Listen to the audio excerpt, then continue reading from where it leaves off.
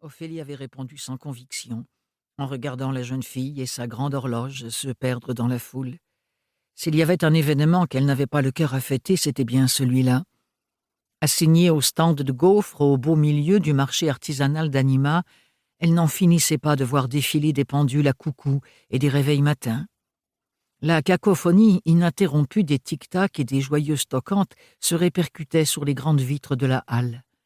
Ophélie avait l'impression que toutes ces aiguilles tournaient uniquement pour lui rappeler ce qu'elle n'avait pas envie de se rappeler. 2 ans et 7 mois. Ophélie observa la tante Roseline qui avait jeté ces mots en même temps que des gaufres fumantes sur le présentoir. À elle aussi, les toquantes donnaient des idées noires. « Crois-tu que madame répondrait à nos lettres ?» siffla la tante Roseline en agitant sa spatule. « Ah ça, je suppose que madame a mieux à faire de ses journées. »« Vous êtes injuste, » dit Ophélie. « Bérénilde a probablement essayé de nous contacter. » La tante Roseline reposa sa spatule sur le moule à gaufres et s'essuya les mains dans son tablier de cuisine. « Bien sûr que je suis injuste. Après ce qui s'est passé au pôle, ça ne m'étonnerait pas que les doyennes sabotent notre correspondance. Je ne devrais pas me plaindre en ta présence. Ces 2 ans et 7 mois ont été encore plus silencieux pour toi que pour moi. » Ophélie n'avait pas envie d'en parler. Le simple fait d'y penser lui donnait l'impression d'avoir avalé les aiguilles d'une horloge. Elle s'empressa de servir un bijoutier paré de ses plus belles montres. « eh bien !» s'agaça-t-il lorsque ses montres se mirent toutes à claquer frénétiquement du couvercle.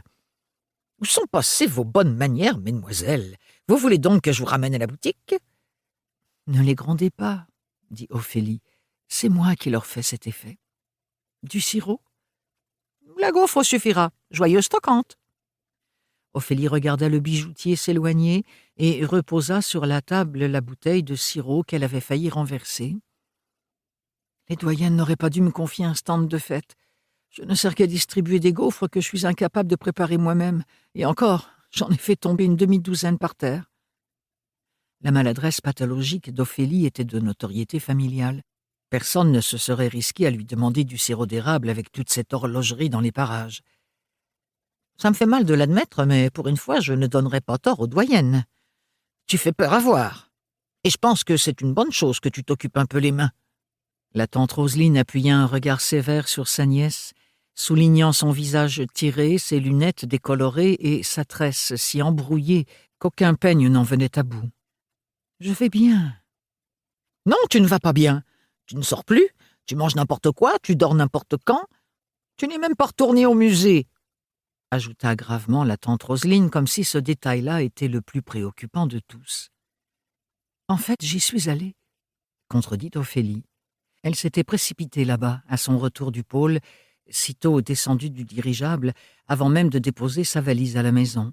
Elle avait voulu voir de ses propres yeux les vitrines vidées de leur collection d'armes, la rotonde vidée de ses avions militaires, les murs vidés de leurs étendards impériaux et les alcôves vidées de leurs armures de parade. Elle en était ressortie déchirée et n'y était plus jamais retournée.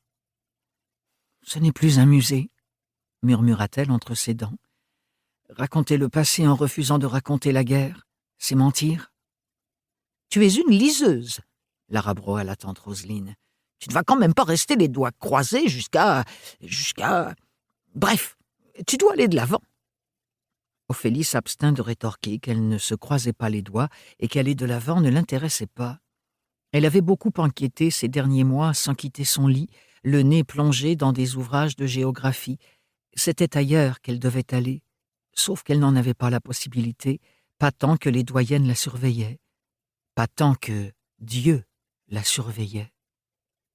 « Il vaudrait mieux laisser ta montre à la maison pendant les toquantes, » déclara soudain la tante Roseline. « Elle agite les autres. » Des horloges s'étaient en effet attroupées devant le présentoir de gaufres.